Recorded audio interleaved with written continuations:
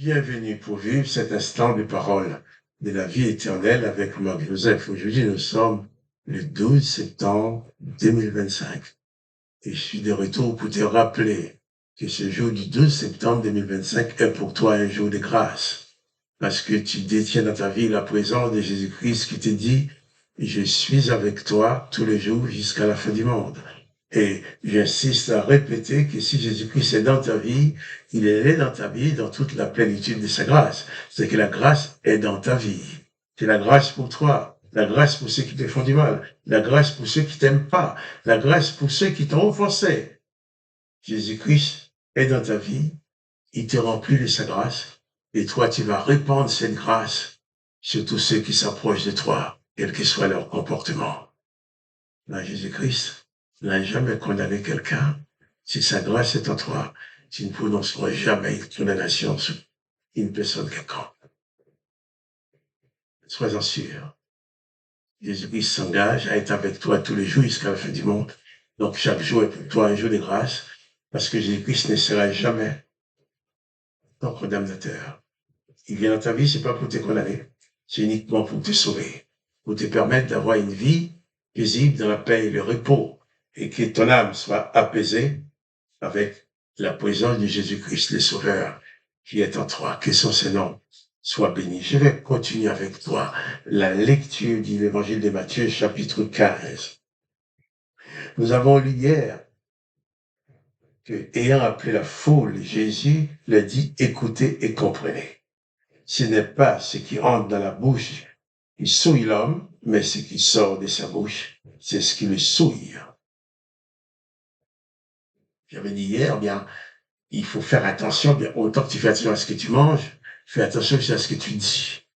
Parce que ce que tu manges, si tu manges certaines choses, peut-être ça peut empoisonner ton corps, mais si tu dis certaines choses, ça empoisonne ton âme. Ce qui rentre dans ta bouche peut empoisonner ton corps, mais ce qui sort de ta bouche empoisonne ton âme. Or, si Jésus-Christ est dans ta vie, de ta bouche doit sortir que des paroles de bénédiction. Si Jésus-Christ est dans ta vie, il ne sortira pas d'injures ou des paroles de condamnation, mais des paroles de bénédiction.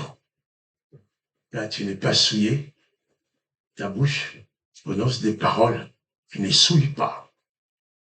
Donc, ce n'est pas ce que tu manges qui te rend impur, mais c'est ce que tu dis. Et Jésus va continuer. Après que Jésus ait fini de parler comme ça, c'est ses disciples qui vont parler maintenant. Alors ses disciples s'approchèrent et lui dirent, sais-tu que les pharisiens ont été scandalisés des paroles qu'ils ont entendues? Ah oui, c'est logique.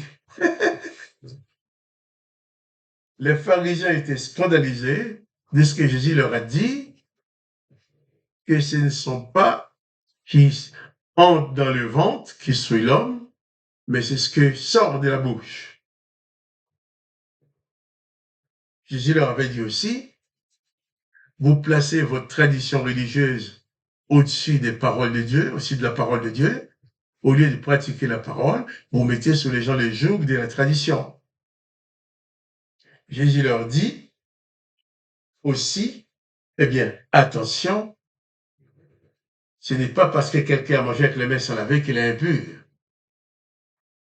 Mais par contre, celui qui prononce des paroles impures, des paroles de méchanceté, des paroles de malédiction, des paroles de condamnation, celui-là, il est impur. L'impureté n'entre pas dans ton ventre, mais l'impureté sort de ton cœur, de ton ventre, de ta parole.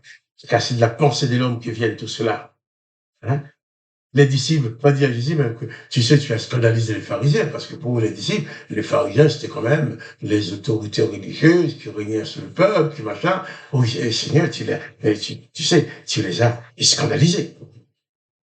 Les pharisiens ont été scandalisés des paroles qu'ils ont entendues.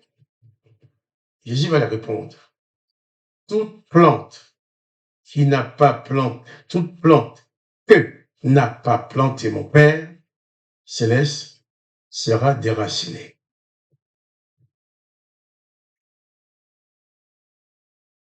Ces gens-là, ces serviteurs de l'Éternel des armées, Ce n'étaient pas les serviteurs du Père de Jésus-Christ. Si c'est les serviteurs du Père de Jésus-Christ, il aurait agi comme Jésus-Christ. Il aurait accepté les paroles de Jésus-Christ. Quand Jésus-Christ dit qu'il ne fait rien qui soit opposé à ce que fait son Père, il ne dit rien qui soit opposé aux paroles de son Père. Il dit que lui, le Fils, il fait ce qu'il voit faire son Père. Mais je te mets au défi de me montrer là où Jésus a fait quelque chose comme l'Éternel. Jésus n'a pas demandé d'agir comme l'Éternel désormais demande à ses serviteurs d'agir.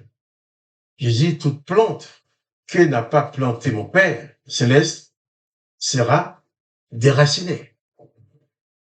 Ces gens-là, avec leur religion, avec leur déguisement religieux pour leur cérémonie, ça n'a aucun rapport avec le Père de Jésus-Christ. Qui fait celui qui vient te dire aujourd'hui qu'il faut invoquer les dieux des pharisiens, qu'il faut invoquer l'Éternel des armées. Ces gens-là te trompent. Ils te racontent des mensonges. Jésus-Christ n'a jamais demandé d'adresser des prières à l'Éternel des armées. Il a dit, lorsque tu pries, dis notre Père. Il y a fois que Jésus prie, toutes les prières de Jésus qu'on voit dans le Nouveau Testament. Jésus n'a jamais évoqué le nom de l'Éternel. Il a toujours dit Père. Et ces gens qui invoquent l'Éternel et qui implantent leur tradition au nom de l'Éternel, qui dominent sous les autres au nom de l'Éternel, qui condamnent, qui tuent au nom de l'Éternel, qui lapident la prostituée au nom de l'Éternel, ceux qui ont lapidé Étienne au nom de l'Éternel, ceux qui tuent, qui massacrent des peuples au nom de l'Éternel. Ce ne sont pas de plantes que le Père a plantées. Ils ne connaissent ni le Père ni le Fils. Jésus dit, ces plantes-là seront déracinées. Toute plante qui n'a pas planté mon Père céleste sera déracinée. Les disciples étaient inquiets parce que si les pharisiens sont choqués, scandalisés par les paroles de Jésus, vous comprenez, ces religieux ont le pouvoir, ils peuvent vouloir tuer les maîtres, ils peuvent vouloir lapider, ils ont le droit de faire d'ailleurs. Ils ont quand même réussi à tuer Jésus une fois que le ministère de Jésus était terminé. Mais Jésus nous met en garde qu'il ne faut pas suivre les ordonnances de ces gens-là. Jésus dit, ils seront tous déracinés. Les disciples s'inquiètent du mécontentement de ces gens-là. Mais Jésus-Christ dit, ces gens-là, ils seront déracinés, ils viennent pas de mon Père. Ils ne pourront pas tenir. Et toi aussi, si tu veux demeurer dans la vie éternelle avec Jésus-Christ, il faut cesser de suivre les enseignements des pharisiens. Il y a beaucoup de pharisiens dans les églises, hein. L'église catholique, l'église évangélique, l'église orthodoxe, beaucoup de pharisiens qui vont mettre leurs vêtements sacerdotal, leur déguisement, pour faire leur cérémonie. Oh, ça fait beau, ça fait une prestance. Et Jésus n'a jamais demandé des choses comme ça. J'ai dit de faire des disciples et d'enseigner à observer, c'est ce qu'il a prescrit. Tous ceux qui vont te demander d'aller vers d'autres dieux que les pères de Jésus-Christ, il ne faut pas les écouter. Tous ceux qui vont demander d'invoquer le nom de l'Éternel des armées, il ne faut pas les écouter.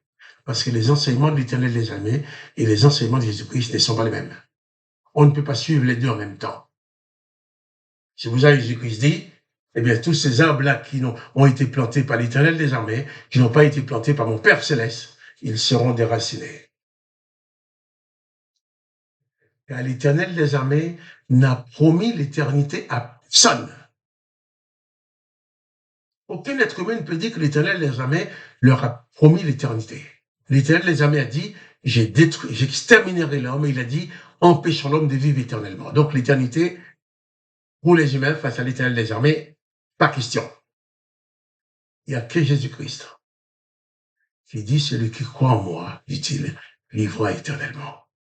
Alors là, tu ne seras pas déraciné si tu crois en Jésus-Christ.